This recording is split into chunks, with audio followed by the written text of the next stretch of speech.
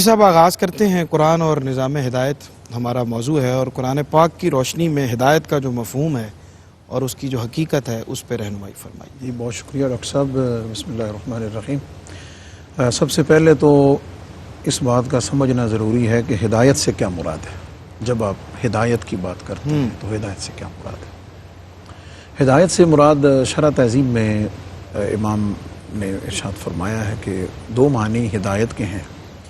ایک ہے اراءۃ الطریق، رستہ دکھانا، ہر وہ چیز جو رستے کی رہنمائی کرے گی، رستے کی رہنمائی کرے گی اور آگے لے کر جانے میں مدد اور معاون ثابت ہوگی، وہ ذریعہ ہدایت۔ اور دوسرا ہے ایصال الی المطلوب، یعنی جو اصل منزل ہے وہاں تک پہنچ جانا، یہ ہدایت۔ اچھا، منزل کیا ہے؟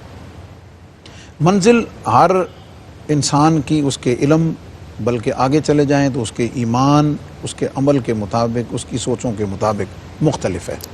کسی کی منزل کم سے کم جنت کا حصول ہے، کسی کی منزل جہنم سے بچنا ہے، اور اس سے آگے خوش نصیب ترین جو ہیں ان کی منزل اللہ رب العزت کا عرفان ہے، اللہ رب العزت کی رضا ہے، اللہ رب العزت کی معرفت اور اللہ رب العزت کا دیدار ہے۔ یہ ہے اصل چیز، جہاں تک پہنچنا ہے، بالکل لاسٹ جو سٹیپ ہے وہاں تک پہنچنا ہے۔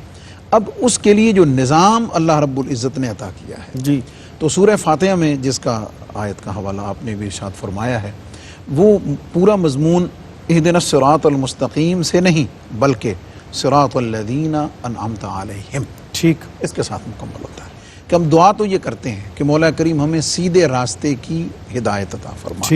یہ سیدھا راستہ جو ہے، یہ سیدھا راستہ یہ بنیادی طور پر اس منزل مقصود تک پہنچنے کا ذریعہ ہے کہ جس پہ چل کے آپ جنت میں پہنچیں گے، جہنم سے بچیں گے، رب کی رضا تک پہنچیں گے، اللہ کے عرفان تک پہنچیں گے، جو اصل مقصود اور اصل مدعا ہے۔ اس کے لیے یہ سیدھے راستے پر چلنے کی، اور امام اہل سنت امام احمد رضا نے علیہ الرحمہ نے جو اس کا ترجمہ فرمایا ہے، اور ہمارے اکابرین نے حضور صلی اللہ علیہ وسلم علیہ الرحمہ نے بھی، وہ یہ ہے کہ سیدھا راستہ دکھا نہیں، اراءۃ الطریق نہیں، بلکہ ایصال الی المطلوب، کہ مولا کریم ہمیں سیدھے راستے تک پہنچا، منزل مقصود تک ہمیں پہنچا۔ اب وہ منزل مقصود تک پہنچنے کے لیے جو اسباب ہیں، جسے نظام ہدایت سے آج ہم ڈسکس کر رہے ہیں، اس میں سے اسی جگہ اللہ رب العزت نے خود فرمایا ہے کہ اس نظام ہدایت کے اسباب میں سے جن کے ذریعے سے تم اس منزل تک پہنچ سکتے ہو، ان میں سے اہم ترین، افضل ترین کیا ہے؟ صراط الذین انعمت علیہم، ان لوگوں کا راستہ جن پر تیرا انعام ہوا۔ اور آگے پھر اللہ رب العزت نے سورہ آل عمران میں اس کی وضاحت کر دی کہ وَمَن يُطِعِ اللَّهَ وَالرَّسُولَ فَأُولَٰئِكَ مَعَ الَّذِينَ أَنْعَمَ اللَّهُ عَلَيْهِم مِّنَ النَّبِيِّينَ والصدیقین والشہداء والصالحین، کہ جس راستے پر انبیاء چلے یا جس پر چلنے کے لیے وہ چلانے کے لیے وہ تشریف لائے اور جس راستے کی رہنمائی کی، اور ان انبیاء کی پیروی میں پھر نبی علیہ السلام کی پیروی میں افضل ترین گروہ امت کا صدیقین کا ہے، شہداء کا ہے، صالحین کا ہے۔ ان کے نقش قدم پر چلنا، کیا مطلب؟